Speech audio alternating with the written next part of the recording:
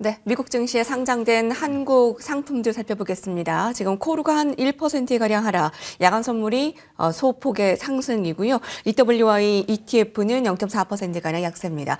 지금 M7 종목들이 시간외에서 마이너스 5% 급락을 나타내고 있는데 정규장의 미국 증시는 좋았습니다. 과연 오늘 한국 증시는 어떻게 움직임을 보일지 이분과 같이 전망해 보겠습니다.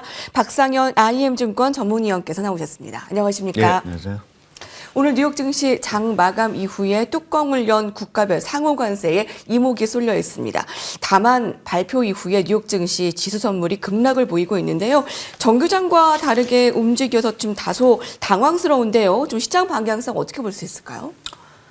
예, 일단 그 관세와 관련된 특히 이제 상호 관세와 관련된 발표 내용이 어떻게 보면 좀 최악의 좀 가까운 시나리오로 좀 발표가 되지 않나라고 평가를 할 수 있는 것 같고요.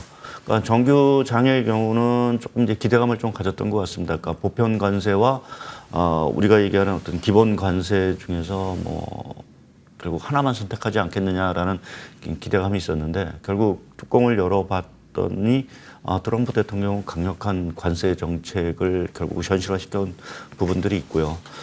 지금 우리나라에 대해서는 지금 25%의 관세를 사실은 지금 매긴 사항들이고 중국에 대해서는 34%, 그리고 베트남에 대해서는 뭐 46%, 대만에 대해서도 지금 2%의 관세를 매김으로써 전체적으로 아시아 주요 교육 상대국에 대해서는 고율 관세를 매겼다라는 부분에서 좀 증시에 조금 예상 밖의 조금 충격으로 좀 다가온 부분들이 아닌가 평가할 수 있을 것 같습니다. 예. 아시아에 좀 세게 관세가 나온 것 같죠. 예. 그래서 EU보다 왜 우리가 더 세나요? 라는 질문도 있더라고요.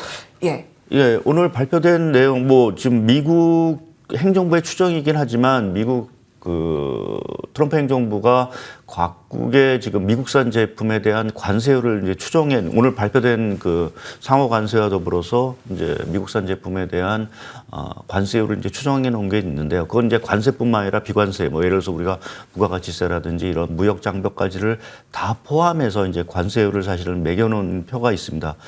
거기에 보게 되면 우리나라 같은 경우에는 미국산 제품에 대한 관세율을 미국은 50%로 평가를 했고요. 거기에 절반에 해당하는 25%를 관세를 매긴 사항들이고, 뭐 중국 같은 경우에는 미국산 제품에 대한 관세율을 67%로 받기 때문에 거기에 딱 절반 수준인 34%로 이제 관세를 이제 매긴 사항들입니까? EU 같은 경우는 미국산 제품에 대해서 39%의 관세를 매기고 있기 때문에 20%의 어떤 상호 관세를 매겼다라는 게 지금 미국 트럼프 대통령의 내용인 사항들이고요.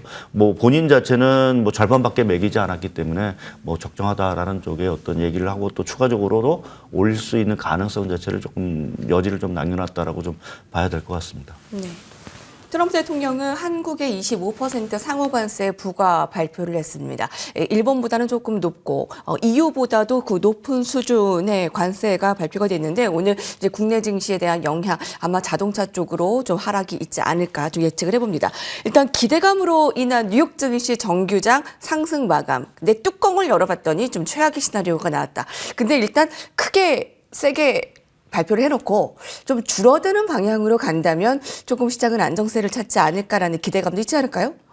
예, 뭐 오늘이 뭐 정점일 수 있는 가능성은 뭐 배제할 수는 없을 것 같습니다. 이제 문제는 이제 향후의 어떤 협상 과정일 텐데요.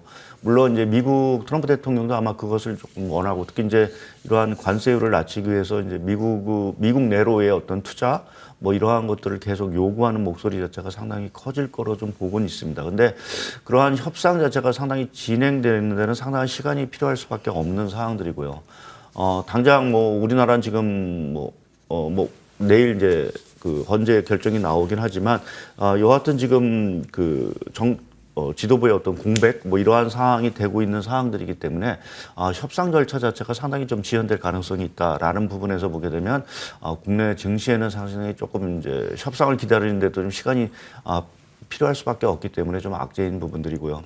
또 한 가지 이제 국내 시장 입장에서 좀 부정적인 거는 사실 이제 뭐 자동차를 얘기를 하셨지만 25%의 모든 제품에 대한 관세를 부과한다라고 하면 대미 수출이 당연히 타격을 받을 수밖에 없을 것 같습니다. 또 이제 상대적으로 EU산 제품에 대해서는 20%의 어떤 관세를 매겼기 때문에 5%의 차이라고 하지만 그래도 이제 우리가 상대적으로 높은 사항들이 그러니까요. 있는 사항들이고요.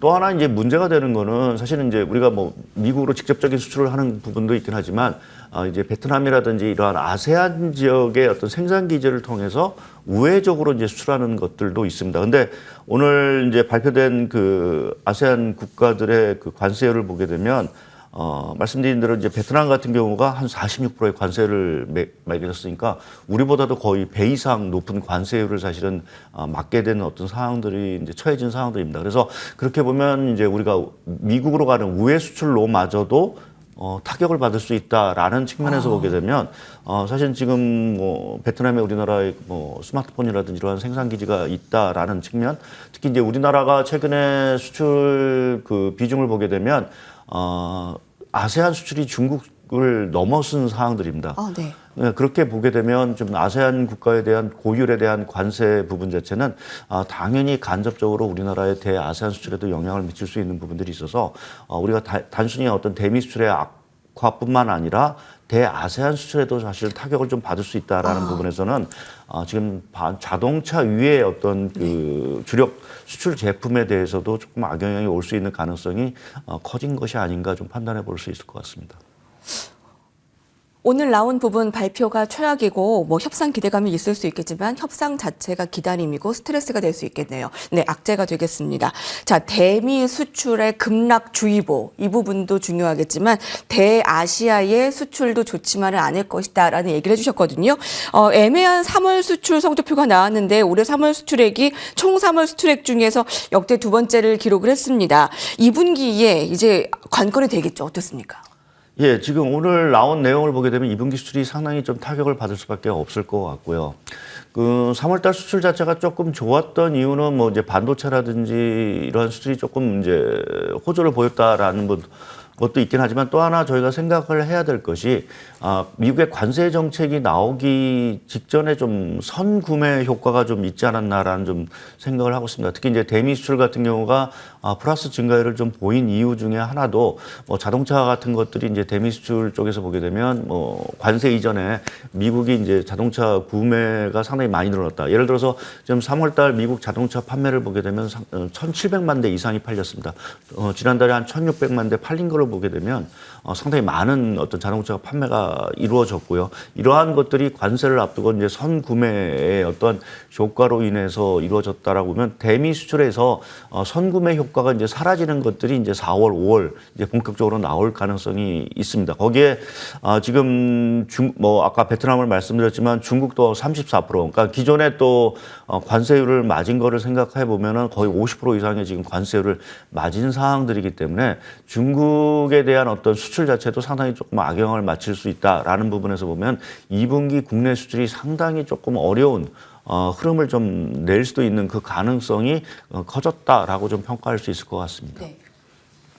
지금 그 채팅창에서요, 식품주, 자, 국내에서 화장품주, 반도체, 로봇, 조선, 방산, 교대로 저가 매수 찬스라고 하면서 올리지 않겠습니까? 라는 질문이 있는데, 반도체, 조선, 방산 계속해서 주도하는 2분기가 될 것으로 보십니까?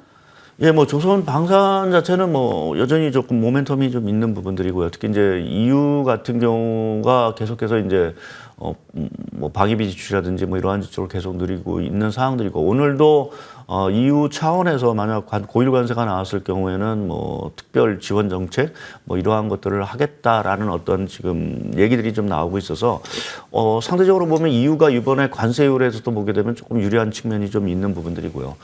거기에 더불어서 뭐 이러한 지원 정책이 나온다라고 하면 지금 얘기되고 있는 어떤 방산 뭐 이러한 부분에서는 사실은 좀 모멘텀이 좀 강화될 뭐 더 조금 유지될 수 있는 가능성이 있는 부분들이고요.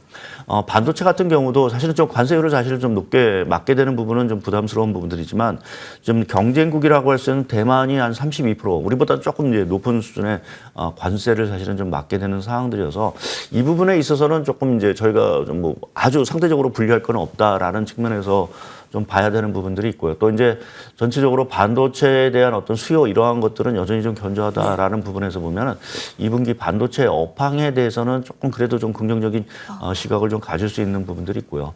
근데 이렇게 되다 보니까 뭐 말씀하신 대로 이제 미국과의 어떤 협상 자체도 상당히 중요하지만 사실은 우리가 이제 내일 탄핵 이후에 국내 내수 경기의 부양 자체를 상당히 강화해야 되는 필요성도 상당히 커진 부분들인 네. 것 같습니다. 그래서 그러한 것들이 좀 나와준다라고 하면 내수 업종이 오히려 조금 상대적으로 부각이 될 여지도 있다라고 좀 봐야 될 것 같습니다. 내일 정치적 불확실성이 좀 거치면 내수주 중심의 포트폴리오 전략으로 갈까요?